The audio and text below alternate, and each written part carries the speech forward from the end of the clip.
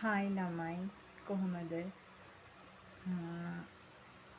මං ඉතින් මගේ කාමරේ මගේ බබාගේ කාමරේ පෙන්නන්න තමයි යන්නේ.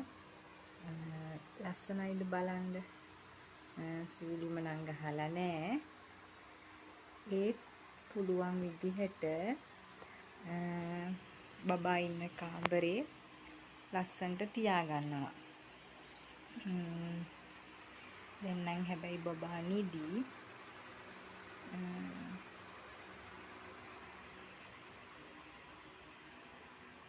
එයා නිදාගත්ත වෙලාවේ තමයි මේ වීඩියෝ එක කරන්නේ. නැත්තම් එයත් එක්ක කරන්න අමාරුයි.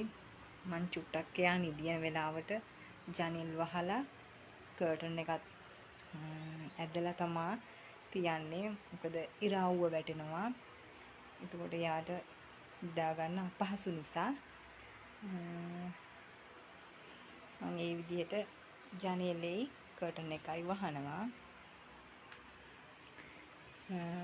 බලන්න අපේ බබාගේ කාමරේ ලස්සනයිද කියලා.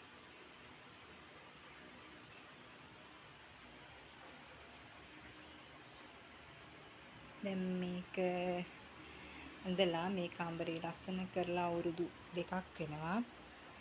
මගේ බබාට අවුරුදු 2යි.